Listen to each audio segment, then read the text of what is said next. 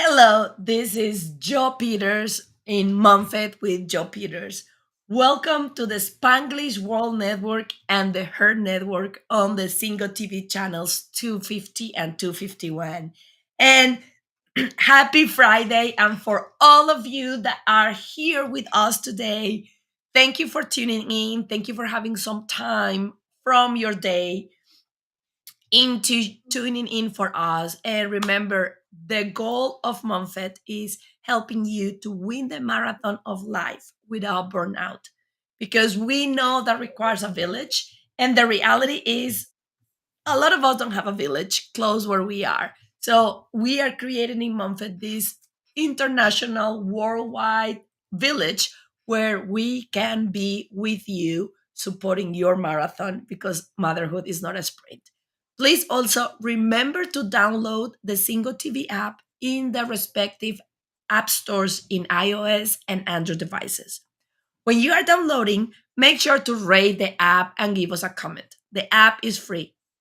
Also, if you want to see us in the big screen on a TV, Tingo TV is also available in Google Chromecast, Amazon Fire, Fire TV, Roku, and Roku Stick in all the smart TVs since 2016. And if you are not following me, please make sure to follow me on Instagram and Facebook at Joe Unicorn Coach.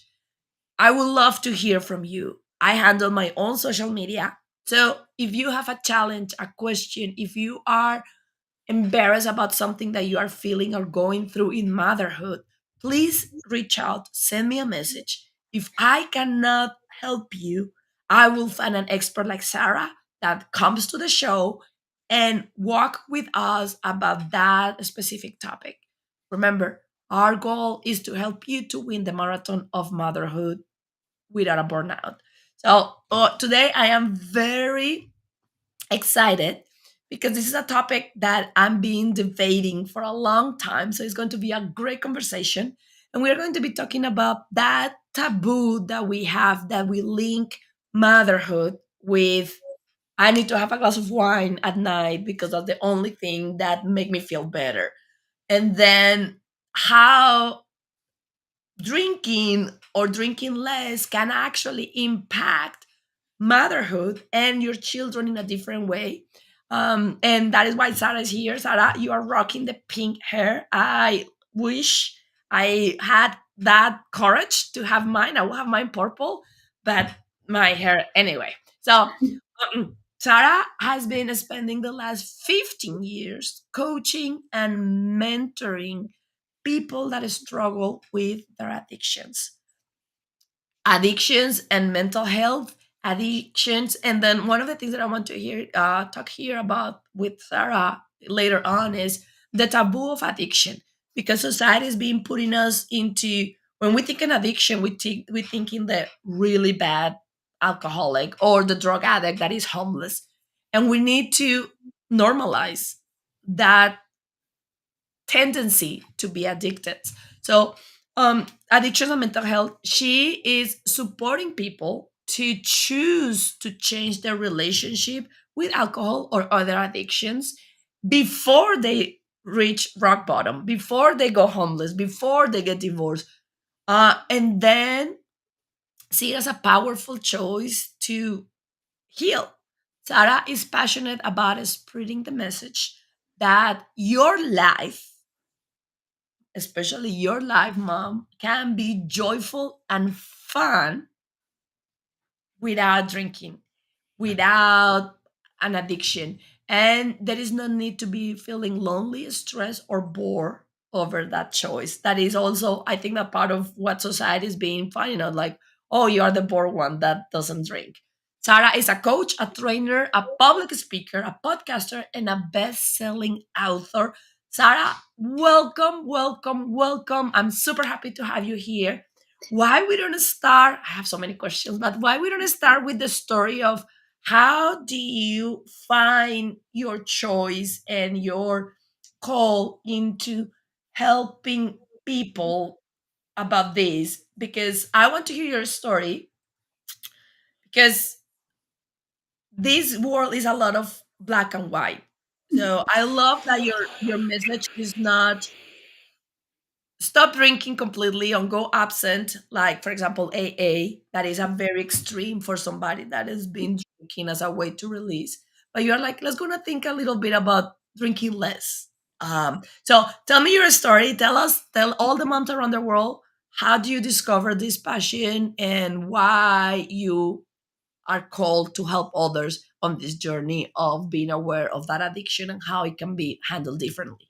Lovely. I'm really happy to do that. Thank you so much for having me today. I'm really delighted to be here. And I think that idea of supporting mums to win that marathon of life, it's just such a joyful, joyful idea. I'm so delighted to be this tiny part of it today.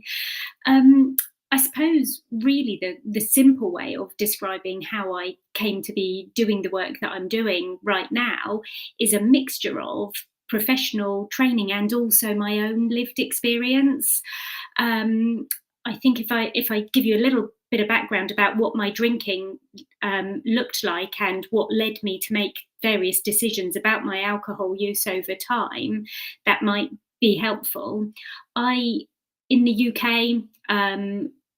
I'm 46 now, but we tend to, depending on sort of what part of the UK you grow up in, I came from a tiny, tiny village and probably started drinking when I was about 14, 15 with my friends. Went to university when I was 18, moved away from home. My drinking looked like what I would say is a fairly average university experience in the UK. Lots of binge drinking, lots of over drinking at parties and stuff. And then in my 20s, I got a fabulous job in London, was really living that London lifestyle.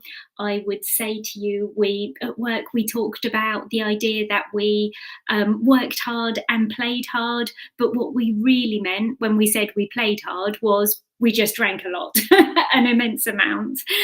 And then I met my husband in my mid 20s. We got married pretty quickly, had two children pretty close together. And my drinking at that point looked more coupley. And perhaps I didn't so often binge drink, but my drinking was more spread out throughout the week. So a couple of glasses of wine cooking dinner. Um, and my over drinking might have happened on a weekend with my girlfriends. We all had tiny children the same age, and we would either go for a big girls' night out together, or on a Friday night, we might gather round at each other's houses with the children. We might cook the children some dinner while we cracked open the Prosecco or the wine and got stuck into that before our husbands came round after work and perhaps collected us, took us home, whatever the rest of that evening looked like. And there is no kind of worse combination in the world that I can think of that is a horrible hangover and a tiny, tiny child at the weekend. Those are the times of my life that I look back on. And I'm not going to say to you I've got huge regrets, but certainly that combination of early rising toddlers at 5 o'clock or 6 o'clock in the morning, coupled with that feeling of impending doom, feeling clammy, feeling hungover, dehydrated. You are not giving the best to your children when you're in that kind of state. And forget about the children for a minute, you are not giving your best to yourself. And yet it was a cycle I carried on so easily in for so long. I think that point that as a society, we've spent lots of years almost encouraging mums to drink. The idea that life can be incredibly overwhelming and stressful. We've got these tiny humans that we're in charge of. We haven't been given an instruction manual. We're trying to do our best. We're trying to build our villages and look after ourselves, our children, and each other. And it's a really hard job that we didn't know what it was going to look like until we were right in it. And so the idea that at the end of the day, we're just going to pour that glass of wine, that gin and tonic, crack open that beer to help take the edge off, to numb out of it, to cope with the exhaustion, the overwhelm, and the stress. and I don't know about where you're from, but if you go in a gift shop near where I live, all of the greetings cards for mums are about, hurrah for gin and celebrate, with wine, with prosecco, with champagne. All of these signs that you get to hang up in your kitchen for, that say it's wine o'clock or it's 5 o'clock somewhere, or whatever. That almost perpetual encouragement that drinking is a way of coping with or taking the edge off what our day to day lives look like. And so I suppose around that time I started to reconsider my relationship with alcohol, because I started to see that although on the outside it looked as if I was living a great life and having a great time, on the inside it was impacting my emotional well-being. And I couldn't see anyone else around me questioning it. So it ended up with quite a lot of, I suppose, internal turmoil, back and forth conversation with myself. And meanwhile, I had been working in local government for about 12 years at that point, talking almost all day, every day with young people about their substance use and misuse, whilst never really considering that I was using alcohol as a drug that it is, but it just happens to be for sale legally instead of illegally. And I started to question how I was actually talking to the people I was working with about their addictions. And I thought to myself, I really recognized that I wasn't physically addicted to alcohol. And I knew I didn't need any kind of residential rehab or medical detox. I wasn't going to have a spectacular event where I was drink driving, or I was going to lose my job or blow up my relationship or anything. But I did think to myself, oh, I wonder if I'm emotionally addicted into a pattern here around alcohol, that I'm using it, but by the time I stopped drinking, I was drinking irregularly and I was never binge drinking, but I recognized the harm that it was still doing me. So deciding to make a choice, run an experiment, drink a lot less over time, and come to a point where I decided I was going to have a break from drinking for a year to see how it felt, was a decision that now I'm really grateful a past version of me made, because of how much better I do feel physically and emotionally. And it's so funny because you're right. It's been almost like, and that is where I get like so frustrated with how the patriarchal society works. It's almost like they give us this impossible task, these impossible expectations, this impossible stress, and at the same time they say like, and at the end of the day, take a glass of wine so you can relax. And it's funny because I did a year of not drinking a few years ago. Um, I feel fantastic. And then I start drinking, and then one of the reasons why because this is the other thing that I want everybody to know, that desire to drink can be covering other things. Like for me, was when I was going and struggling a lot into depression. That was what I started noticing, that I was drinking more. And again, like you, I was not losing conscious. I was not drinking, but I was getting a little bit of Baileys with my coffee at 9:30 in the morning, at 10 o'clock in the morning. And then that because I have history of alcoholism in my family, that was a red flag for me. And I was like, okay. And that take me into, let's gonna explore the depression. Let's gonna see what I can do to that. And then that get a lot in control. And it's funny because, like you were saying, I start finding that my tolerance to alcohol was a lot less. So I literally will take one drink or maybe two drinks, and next day I will feel like I felt in college when I was drinking 3 bottles of tequila. So 3 months ago, I was like, I'm gonna stop drinking for 2 months, and I'm gonna stop in my birthday that was here in September 2 weeks ago. And then I did it, and then the following day I feel the same, and I was like, I'm not going to drink again until like maybe December. And it's Mhm. funny because yesterday I was with my girlfriends and we were all celebrating a birthday and they all drink order a drink and I was like, oh no, I'm not drinking again. And then all three of them at the same time, they were like, "What? Again? But you were just doing that." And then I was like, "Yeah, I'm just not feeling good after that. So I'm going to take a pause." But it's even the society of is so normalized.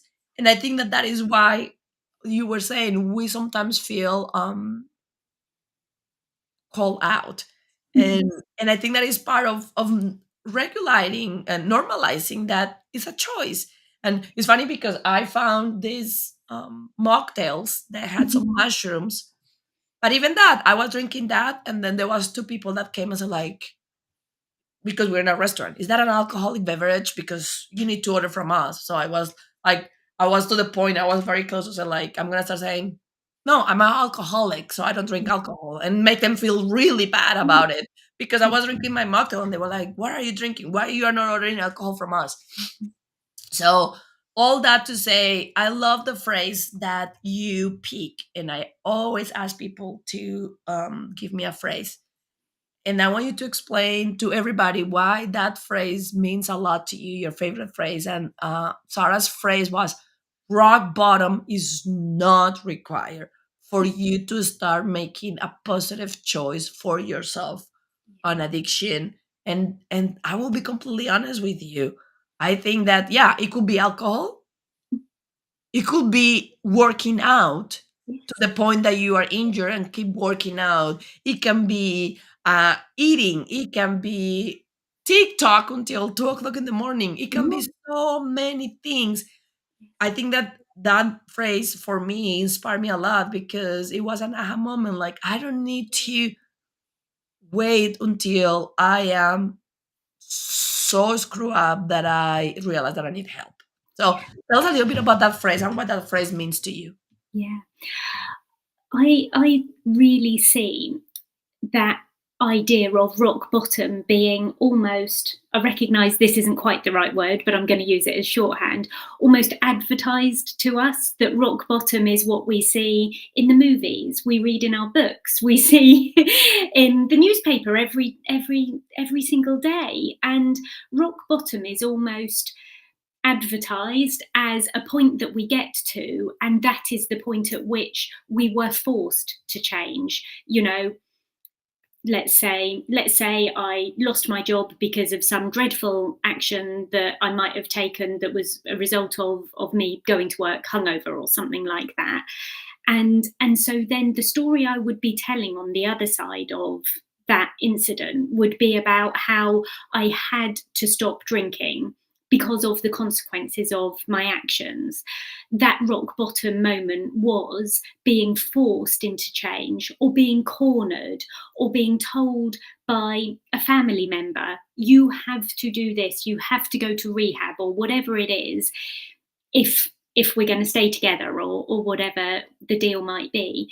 Now, if we choose not to get too close to that rock bottom moment, what we're doing is giving ourselves that chance to be empowered and to just choose a different route for ourselves. I think the road I was going along, I would have got to a rock bottom moment at some point in time. You know, I don't know what it might have been. I don't even want to guess. I don't care what it might have been, because I saw an opportunity to deviate off that road towards rock bottom and choose something different. I think there's a place that we can find real peace and joy for ourselves when we're able to come out of, let's take your dinner example. You know, here I am, I'm not making a, there's no big drama story about why I'm not drinking. It just doesn't feel good at the moment. This is just a choice I'm making for now. We don't necessarily have to make a whole big attachment about this is a decision for the rest of my life, or, you know, we can keep it as casual as we want to.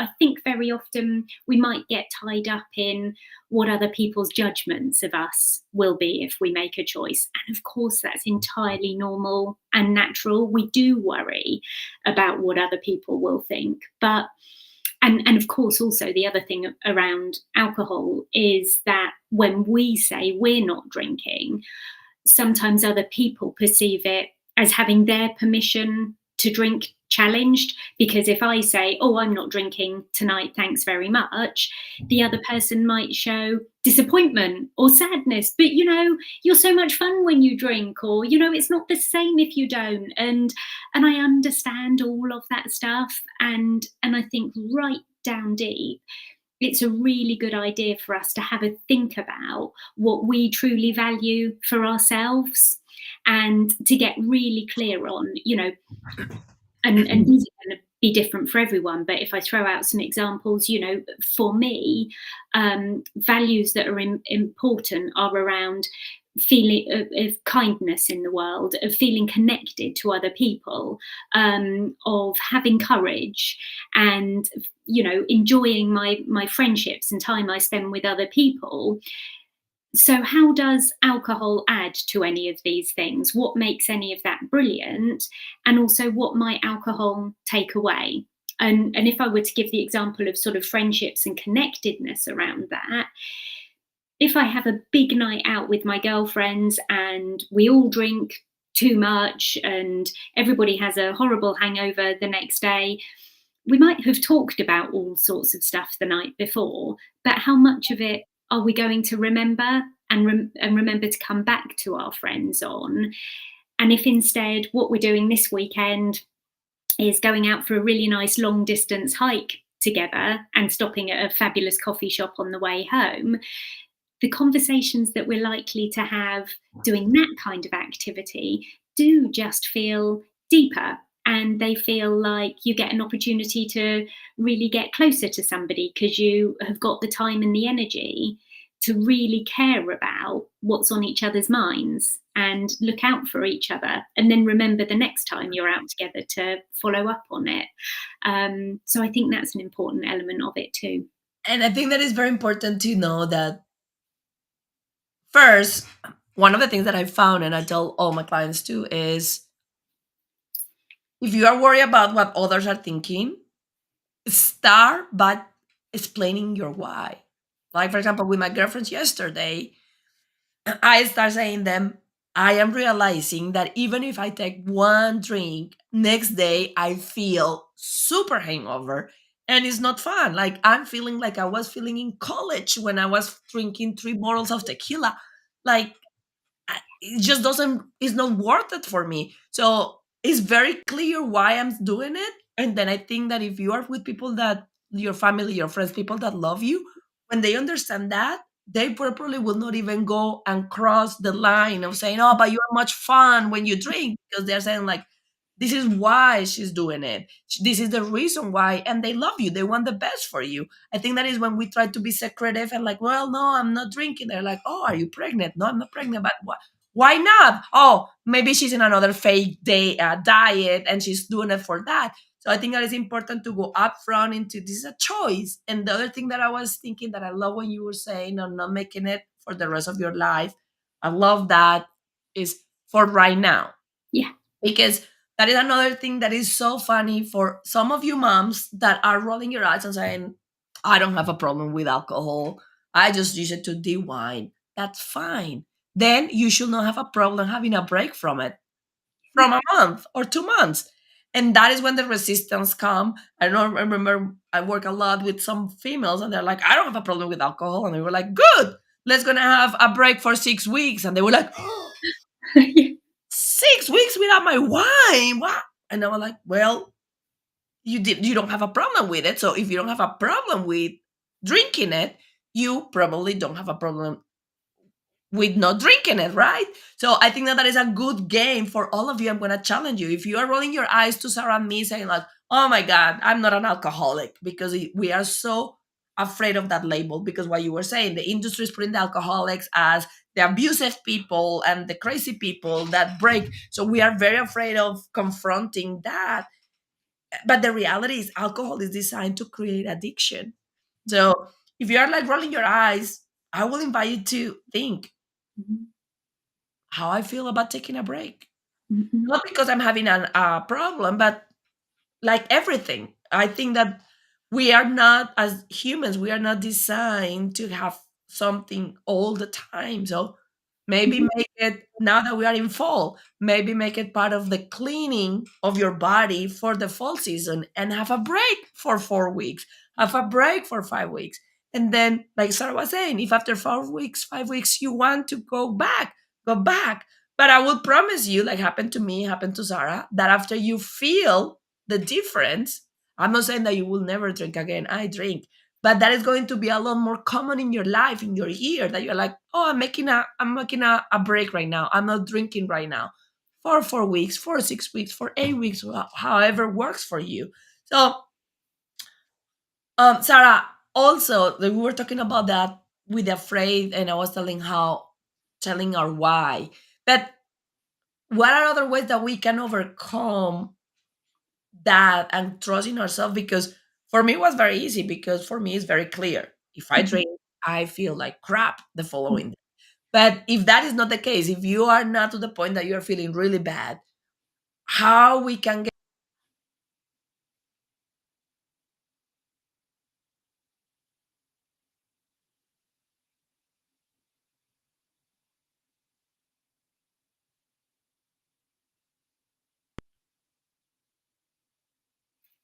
Mm. you, did I lose you? Do you hear me? Oh, yes, I can hear you now. I lost you just for a moment there. What Okay, was no, the all right question? is, how do you, if there is not that clear connection like mine, of you feel like crap, how they can go over that reptile brain fear of, I'm gonna get kicked out of my village, I'm gonna get kicked out of my group. If all my friends are drinking and I don't, then I'm gonna be the stranger. And that is a very visceral fear for us as humans. How we can move past that? What are some of the things that we can think on that moment of that fear? Yes. So one of the things that really helped me was around recognizing that there were all kinds of other, I suppose, wellness activities that I was adding into my life. I was doing a bit of yoga, I was running at the point that I was in this kind of questioning phase. I was drinking the green smoothies and taking the supplements. All of these things cost, either time or money or energy. And I was thinking, actually, if I cut one thing out, I'd be really benefiting myself enormously. So in making that choice, I was then able to say to girlfriends, oh, instead of catching up, instead of having that dinner out in the bar on Friday night, how about we book to go for a walk together on Saturday morning? Or how about we do that? We went to a particular dance night. So one of the things that is really useful is around planning and enjoying other types of activities. One of the amazing benefits that I couldn't quite believe in the process of deciding to cut out alcohol for a year and then see where it went is how many new friends I made. And I kind of didn't really expect that at the time, because I guess I thought in my mid 40s, I probably had as many friends as I needed. But actually, it's been so incredibly important because it's been a part of, I suppose, my process of change and transformation. And in fact, I ended up leaving my job. So I'd set up my business on the side sort of 3.5 years ago, ended up leaving that old job that I did about 2.5 years ago. And it's allowed me to create, to build a different life that I didn't know I was going to. So I think getting really clear on what you would like the future version of you to look like is helpful. And the other thing that really, really did help things slot into place for me was around the behaviors that I was modeling for my kids. So I don't want to be in a position one day where I'm perhaps watching my children deal with a difficult situation in their life by drinking, because I would have set them up for that by showing them that is how I deal with difficult situations. And as a parent, we can tell our kids anything we like, but just how important it is to really show them with our behaviours, our actions, to model for them what it might look like to go out in the world and act like the human being that we really want to be. Our kids watch every single thing we do, so it was That a big motivator.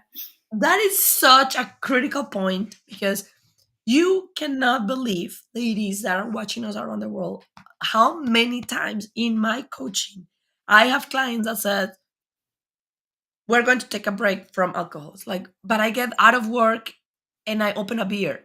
And I'm like, okay, why? And then they start saying, I don't know, it's just what I do. It's a habit. It relaxes me. And we start working on, and they're like, holy cow. Because my dad will come from work at 5 p.m. and the first thing that he will do will be open a beer and say, oh, now I can relax. So there are times that a lot of my clients had, like, even unconsciously taken it because that is what they saw. Another one that happened to me is the wine. Well, take a break from the wine. Oh, but I always take a glass of wine when I'm cooking. Why? Well, because I'm cooking with wine and then I drink a glass. Okay, but why? I don't know. It's a habit. When you started, I don't know. I've been doing that forever. Why? Oh, my mom used to say that the cooking dinner was her time and she will always have a glass of wine because she was enjoying. So I love that point that you make because it's also that question is not about you're an alcoholic.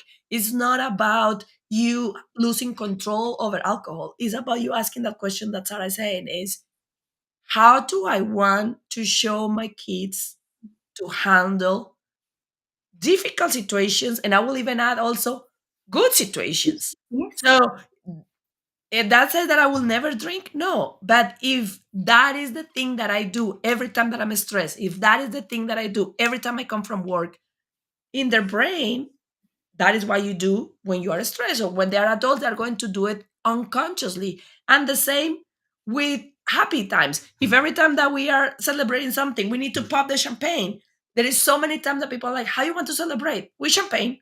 Mhm. Why? Because Mhm. that is how you celebrate. Mhm. No, but that is why they celebrate their entire life. Same with cake, for example, a birthday without cake.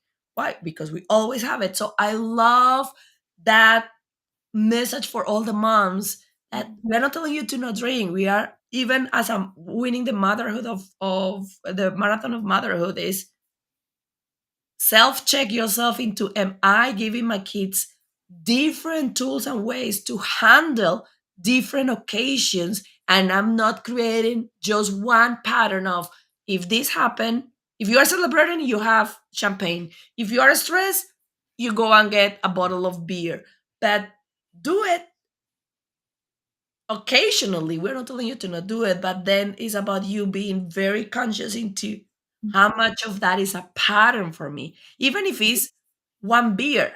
Yeah. Yeah, you said like it's just one beer per day. Yeah. It's like you say, I love that. Is the pattern. The pattern is you do it after work. So what you are teaching your kids is they need a Mhm. beer after work. You may be able to handle it because that is something else that I want to talk with you, but you don't know genetically if your kid is going to be more predisposed or not to alcohol. So you may just have one beer, but if your kid grow up with that and he or she is more predisposed to it, they could end with having a problem having just one beer. Mhm. Mhm. But I also think that we all have a different tolerance to alcohol and to that addiction. Yeah, definitely. And your tolerance changes over life. Your age, what size you are, your hormonal fluctuations. There's all kinds of contributing factors. And I do wonder as well that I'm just going to use this word, that excuse, let's say, of it being a habit is actually one that you can really get into breaking without giving it too much thought. So, a particular habit I used to have was on a Thursday night, I always used to have one gin and tonic when I got in from work, and I had a particular glass that I loved, really heavy crystal glass. I loved getting the ice out of the freezer and the slice of lime, pouring the gin, the tonic, And that first sip I would take of that particular drink each week, I'd lean back on the kitchen counter and take a big thirsty glug of it. Well, breaking that habit was as easy as buying alcohol free gin, because what actually mattered at that point in my week was almost the ritual, the ceremony of getting out that particular glass and slicing the lime. And so that, looking at habit breaking opportunity, is one that can be so helpful to us. I happen not to drink an alcohol free gin and tonic on a Thursday night anymore, just because at some point I probably stopped buying the alcohol free gin and just had a tonic, and then probably moved to a soda water and lime at some point. The habit was broken, and then it didn't hold any significance in my life anymore.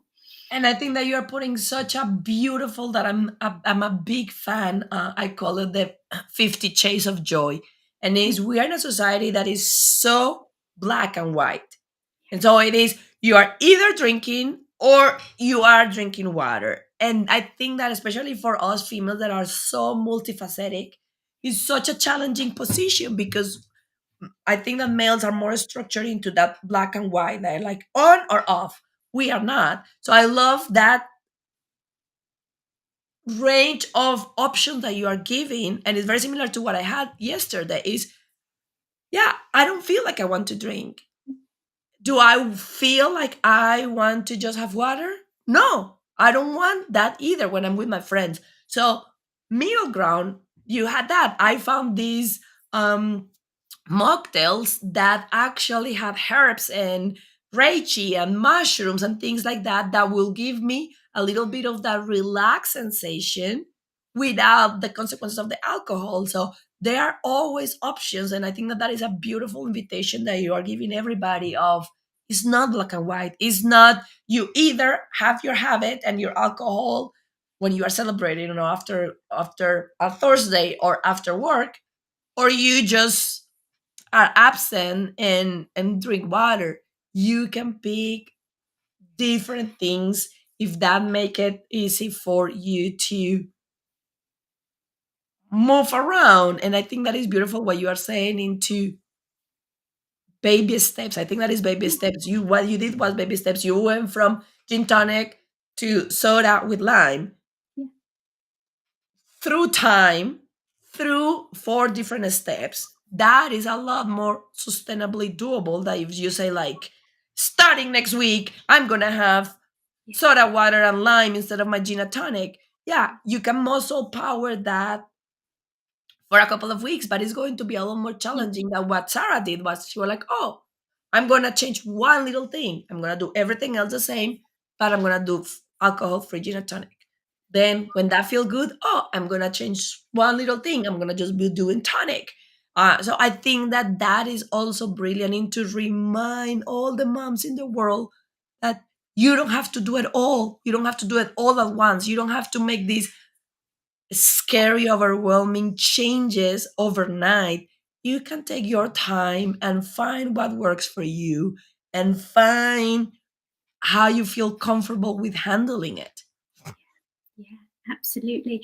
And I think that place that we can come to where perhaps we hadn't realized some of maybe the boxes that alcohol, we thought it was ticking. So I'll give you an example of, well, perhaps the Thursday night gin and tonic one. One thing I had not realized was actually how generally dehydrated I'd allowed myself to get in the day. So actually, one of the tricks I did was making sure I drank plenty of water during the day, and I would make sure at lunchtime and driving home I drank at least 500 millilitres and another 500 millilitres. And I made sure that I had a really nutritious snack at kind of 4 o'clock in the afternoon, because part of what I was doing around pouring that drink at 6 o'clock, um, if it was a glass of wine or a gin and tonic or whatever, when I was starting to cook dinner, was actually because I was so hungry and I needed a sugar fix. Well, if I actually took care of myself before that, was really well hydrated, so I wasn't so thirsty, and had something to eat at about 4, so I didn't feel like I was going to bite my arm off. That almost kind of did the pre-work of doing something that took away the urge or the craving to pour a drink. I just generally felt better at that point in my working day anyway, and that was a real gift. So I highly recommend trying that as a first stop. Absolutely. And I think that one of the other things that I want to talk with you as we're getting closer to is finding ways to create evidence that living without alcohol is not lonely, is not miserable, is not boring, is not FOMO of I am missing out because all my friends are tipsy and relaxed and I'm not. For example, for me yesterday, they were tipsy with 2 glasses of wine and I was feeling relaxed because I had my 3 mocktails with mushroom. So that is one of the biggest fears of people into what you were saying. Oh, all my friends are going to be partying and having fun, and I want to be the sober one, so I'm going to be boring and I'm not going to be fun. How moms can start breaking that? Because that is a huge fear, because especially as moms, those are probably the only times that we can be that fun woman again because we are not having per se our hat of moms. So how we can break that concept of no alcohol means lonely, miserable, boring, Yeah, because the reality society will not do it for us. They always in the movies are saying, oh, yeah, you are fun because you are drinking the Baileys and you are fun because you are drinking the wine. So yeah, how we can do it for ourselves? yeah, definitely. That's such a great question. Um, in a way, I think for me, it started off around building a slightly new identity. So the truth of the matter is, when I was drinking, I was probably wearing a bit of a shield, and I was using alcohol as a tool to make me look like or feel like I was perhaps more fun than I actually was. I was using it to behave a bit more like an extrovert than I actually naturally am.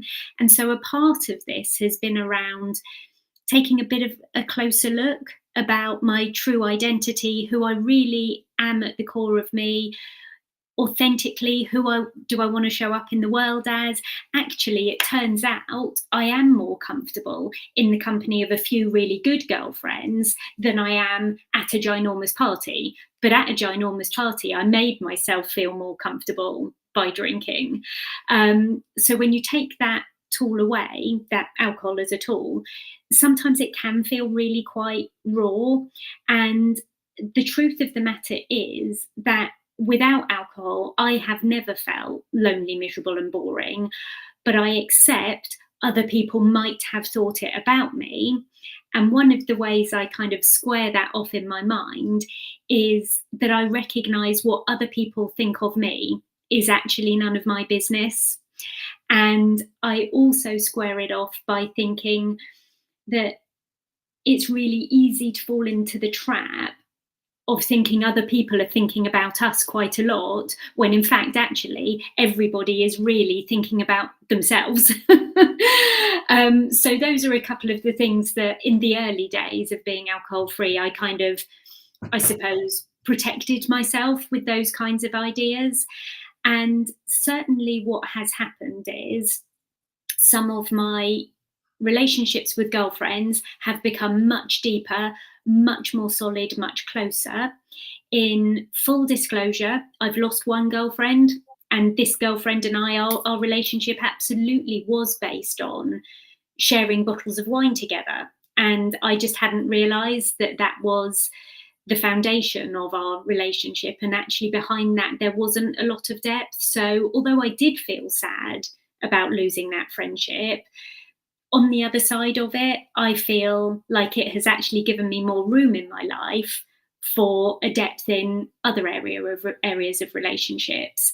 Um, so the lonely part, I think I have addressed with some of the new friendships that have come into my life, and the miserable and boring bit, I think, are quite interesting concepts. I think one of the beauties, and there are many, but one of the beauties about living a life that just doesn't include any alcohol in it is to how much more conscious I have become about my own feelings and my own behaviors.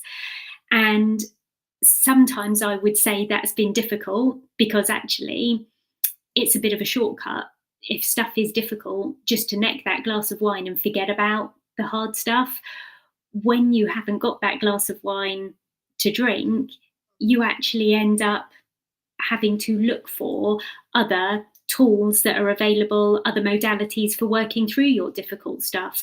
And for different people, that'll be a whole range of different things. It might be journaling, it might be therapy, it might be getting a fabulous coach, it might be meditation, it might be picking up a new sport, it might be something that you engage in with your children.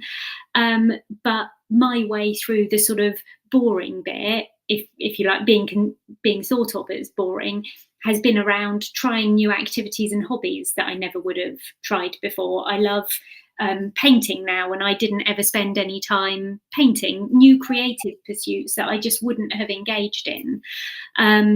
So I would say in that answer, there's a mix of how I perceive myself, my internal validation, and worrying a bit less about what people might be saying about me away when I'm not in the Mhm. room.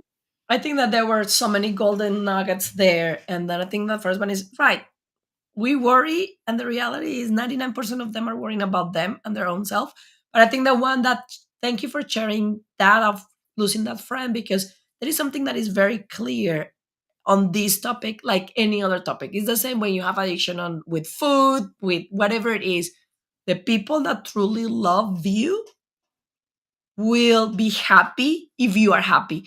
It doesn't matter if that happy is drinking or not drinking. Like my friends yesterday was funny because they were like, with their glasses of wine, they were like, I don't agree, but I support you. And we were all making fun. And it was not like a tense moment. It was just all of them saying, that's not a good choice for me, but I support you. And that is at the end the kind of relationship that you want. And that fear needs to be look into if that person is going to walk away because you decide to even take a break from something, then maybe that person was not loving you unconditionally like you deserve.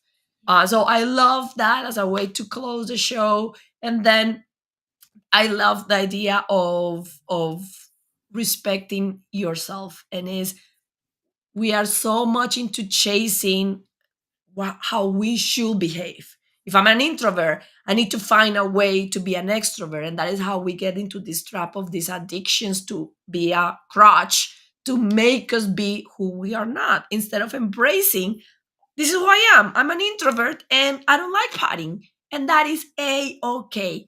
Sarah, thank you so much for being here with us today. It was a pleasure. Please, please, please tell everybody how they can find you if they want to be in your world, if they want to learn more from you, how the audience can reach out to you. Oh, thank you. That's so lovely. Place where I spend most of my time probably is on Instagram, and I'm Drink Less, Live Better on Instagram. My podcast comes out weekly, and their episodes are between 5 and 8 minutes long, little snippets every week for listening to at 5 o'clock in the evening, perhaps. My podcast is also Drink Less, Live Better, and my book is also Drink Less, Live Better. So, everybody, please go to Instagram, drink less, live better. Follow her. And make sure that you are giving the option. Send both her at Drink Less, Live Better and me, Joe Unicorn Coach, your message. And if you were inspired, we will challenge you to think on taking a break. And then for fun, a challenge. Take a break for 4 weeks, take a break from 6 weeks, and see your own reaction when you start thinking about that, and then I start exploring. Send us a message. Tell us what you think about it.